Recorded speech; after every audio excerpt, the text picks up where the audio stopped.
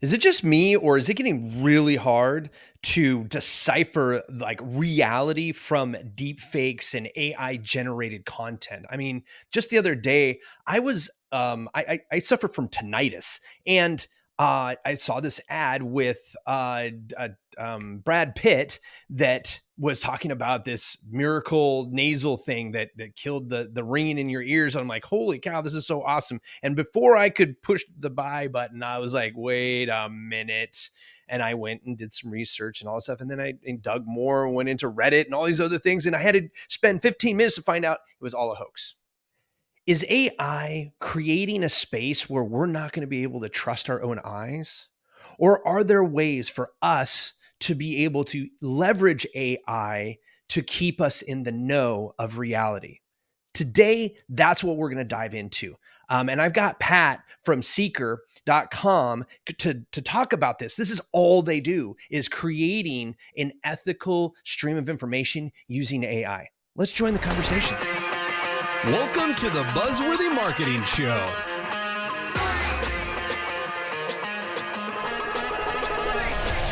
Pat, welcome to the show. Great to be here. Thanks, Buzz. So where are you calling in from? I am in the Boston area, enjoying The a Boston nice, area. spring day. Yes. There indeed. you go. We went to Boston a couple of last year, I think. Yes, it was last summer. We did a East Coast road trip. Since then, we flew in from Illinois, and it was nice because it was nice and cool there, and cooler than where we came from for that week that we were in the upper East Coast there. But yeah, so now I'm in Virginia. Okay. But anywho, today I wanted to bring you on the show and talk about AI and trustworthiness. We've been talking through this whole season has been dedicated to AI here on the Buzzworthy Marketing Show. And we've talked about how to use it, how to leverage it, what to avoid as far as bad tools, good tools, what's worth paying for, what's worth not paying for, all these other things. One of the things that really interested me in our conversation is your approach to helping, or what your point of view about the validity of what we're seeing in AI. We got deep fakes. We've got AI that can basically sell you things and you don't even know it. Like they can now cold call you. We got AI cold calling people, those types of things. So what is your take on our responsibility as marketers when it comes to using AI, and how can we use AI to be better and more ethical marketers?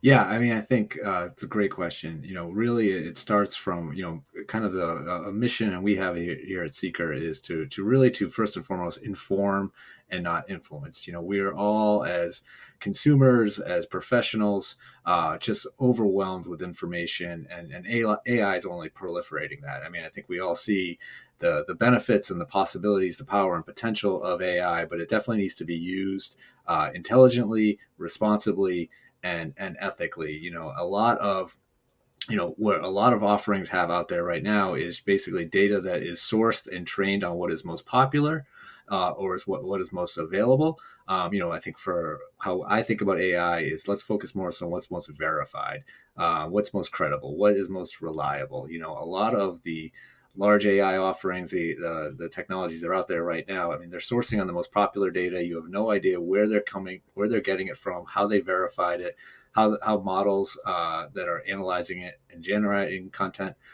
what they're being trained and developed on.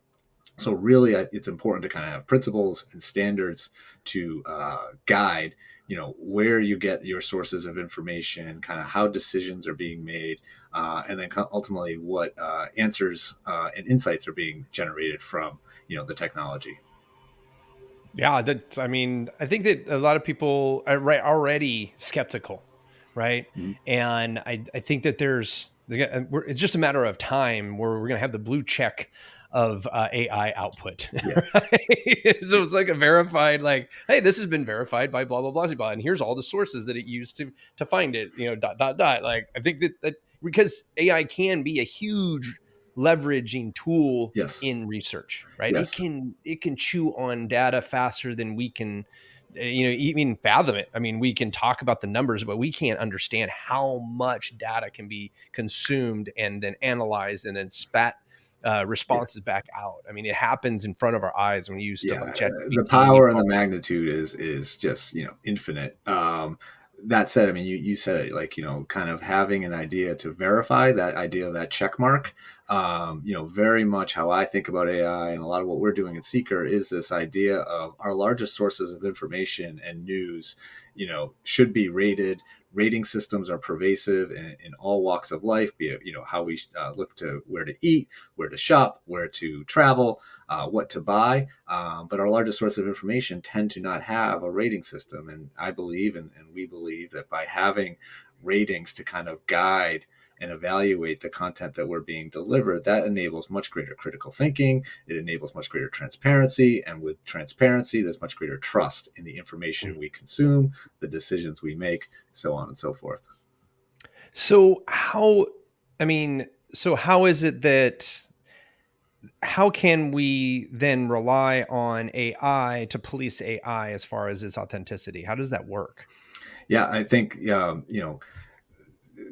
AI can be trained and deployed in a number of ways. So I think if the purpose and the intention is to deliver trustworthy outcomes, reliable, credible information and insights, it's tuning and developing AI to that end is not that difficult. What we do at Seekr is we work to develop AI that we say is principally aligned, and what that means is understanding specific standards and guidelines for different use cases and industries and verticals, and then training the AI to evaluate, score, and rate, and then generate content against those principles and standards. So, like, I know we'll probably talk a little bit more about this, but we've developed different platforms already in terms of how we rate and evaluate the news. Again, trying to provide customers and partners the most reliable and credible insights on what is trustworthy news. In that case, we trained the artificial intelligence to evaluate against journalistic standards and principles. We believe when it comes to news, using trusted, universal, timeless journalistic standards is the best way to identify what is objective, credible, reliable. Does the headline match the body? Is there clickbait? Is there personal attack? Is there political lean in the content? Kind of scoring and rating to that end, ultimately provides a much more trustworthy experience and a much more reliable and credible, feed of content. So we're talking like was that 2009, 2010, when they released like the propaganda mandate, or basically they lifted or they rewrote, or I don't even know how you say it. Like they legalized propaganda, right? And where it's like news sources could literally just, now they can, it's opinion, and it's Yeah. being held as opinion. And, Right. So have a rating system to say this is opinion, this is breaking news, this is biased, this is clickbait. I mean, I think it's not about censorship or eliminating that content. It's just providing a labeling system and a transparent and explainable way so that people understand, where there is bias or where there could be lean in terms of what they're consuming and what they're reading. Yeah, my wife uses something that's been around for a while, and I can't now. I'm trying to remember what it's called, but it rates, and it's for news specifically, and it rates like whether or not it's left leaning, right Yep. leaning, do they have bias and stuff like that. I'm sure that, but they've been doing that manually for a while, so I'm sure that Yeah. this is helping them But you get better can't and better. to do it at scale. You do need artificial intelligence. I mean, the Yeah. proliferation and there's just the volume of content that comes out every single second of every single day. You do need the Oh yeah. AI to ultimately read and rate everything at scale. I Oh think yeah. having strong guidelines and human intelligence to guide Mm-hmm. the artificial intelligence, human intelligence that is trained and principled against set standards, Mm-hmm. is key. But to ultimately deliver it at scale, you have to have the artificial intelligence. So, and yeah, and totally agree with you as far as like scalability, because like this one, I don't know I can't remember what it's called, but it basically only identified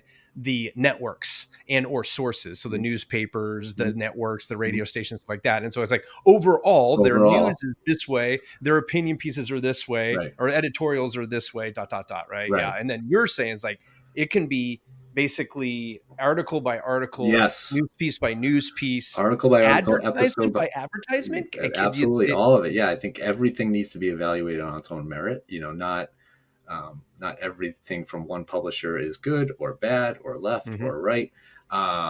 I think you have to evaluate every piece on its own merit, and that's how you ultimately provide a much more trustworthy ecosystem. You also provide a much more kind of informed base of points of views. That way, people are Hmm. applying critically thinking skills. They're more open to consume and understand different perspectives, different points of Yes. view.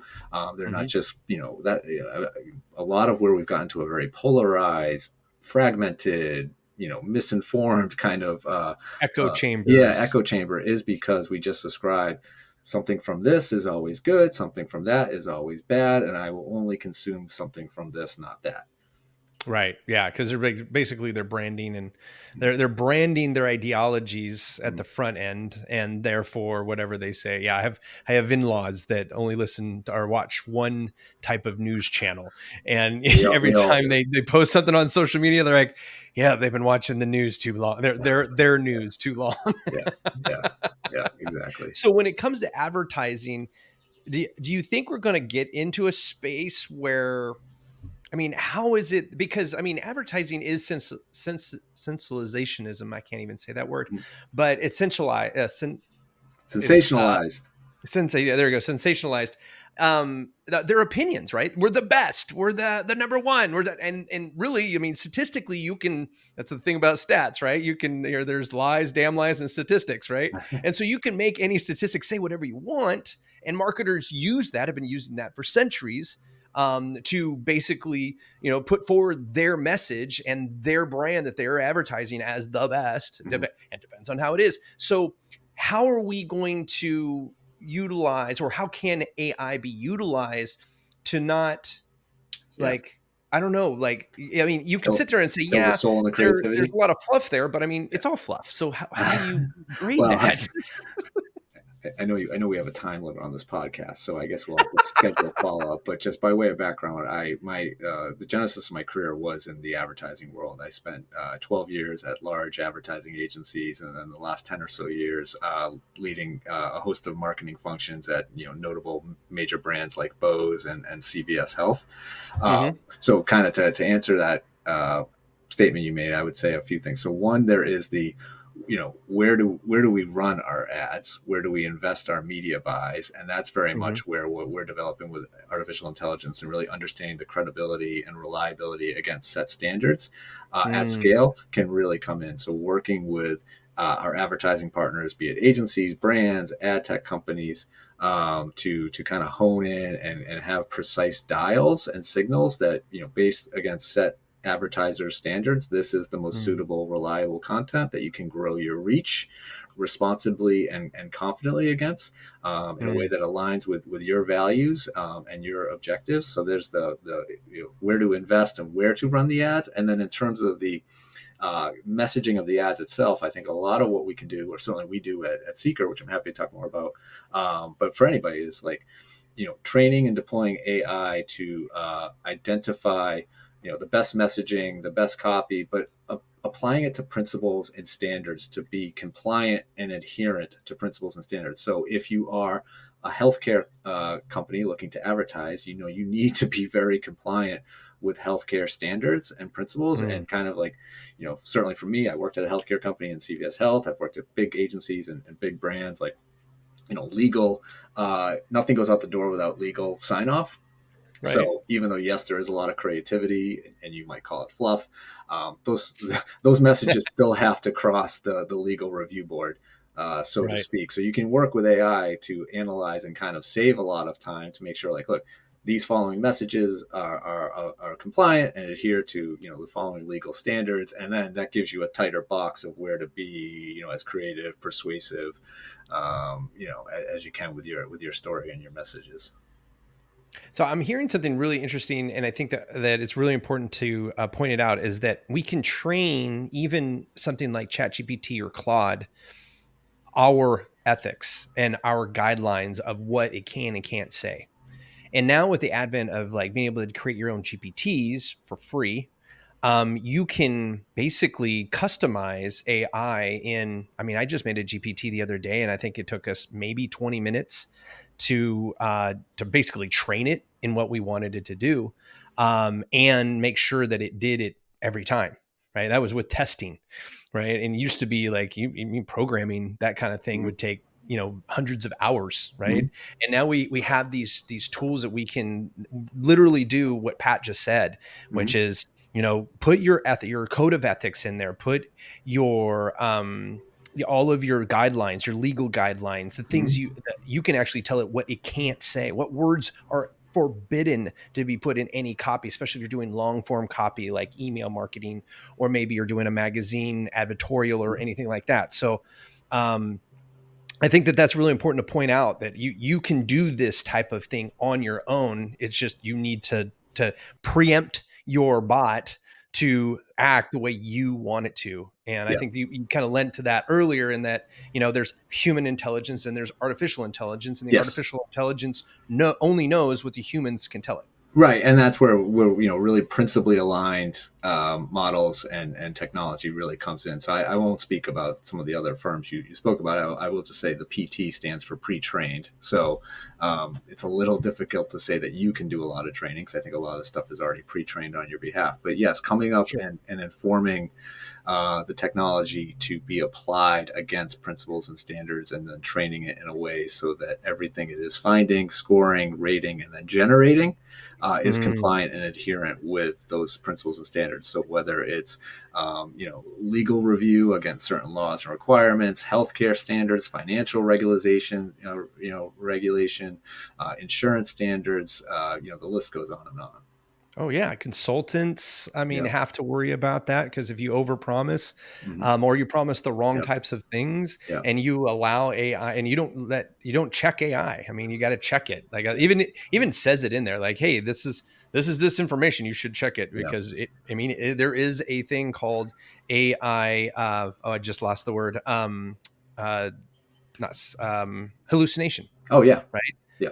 And it just kind of makes stuff up, So and you're just I like, like to well, talk you're about making how to, claims. It yeah. can't be made up stuff. We like to talk about, how do we separate the reality from the hallucination, and kind of solve for error and bias by doing all that work on the front end to make sure everything is aligned against set aligned principles and standards, and doing so in a very transparent and explainable way, so the answers you're getting, you can trust, they're verified, there's integrity to them, and it's explainable for the following reasons because they apply to the following standards. Nice. Yeah. And so, where do you see this type of technology when it comes to AI, say, just in the next couple of years? What's the vision for companies like Seekr, who are really focused on the ethical Mhm. application of where AI what AI can do for humans? Yeah, I mean, I think it's really about how do we fuel innovation and unlock productivity, but do in a way that is very responsible and ethical, and like table stakes, like AI, when applied the right way, saves so much time and resource against a lot of the tasks and activities that we all do individually in our day to day, and certainly organizationally across the enterprise. So, how do we, kind of automate decision making and insight and information gathering and knowledge bases, but doing so in a very principally aligned way. So, yes, you're saving a lot of time, but you're not taking shortcuts to kind of give you that base of knowledge to make smart intelligence decisions. And then what do you do with that data? Ideally, it's to, free up your time to be more invested and engaged in terms of developing strategies and thoughts and perspectives and recommendations. That's where I see AI done well and applied in the best way going. So saving and optimizing time and resources to be focused on much higher value strategic output and return on investment. So if a small company, and maybe it's a service-based business, Mhm. maybe they are around in law or health, or maybe they just have liability in consulting, or a management firm or something like that, where do you suggest they start with this type of approach, this ethical approach to their AI? Well, I mean, they should certainly give us a call at Seekr. That's Seekr. No, I mean, I think there's a whole host of things you can do. I mean, you could use AI across any number of needs and opportunities, whether it's kind of HR, operations, invoice processing, claim processing, the legal review, paralegal type stuff. I mean, the list is endless. I mean, I think really understanding, kind of where your bottlenecks are, where do you need to significantly accelerate kind of time to market and where you spend your time, as well as kind of, understanding where the most, critical decision points are. I think that's where, you would start, like just being really clear on, where in your process, where in your flow do you need to speed up your time, get to market quicker, and then kind of how do you use technology and things like artificial intelligence to fuel that. I think being really specific on the need and the objective is where you need to start.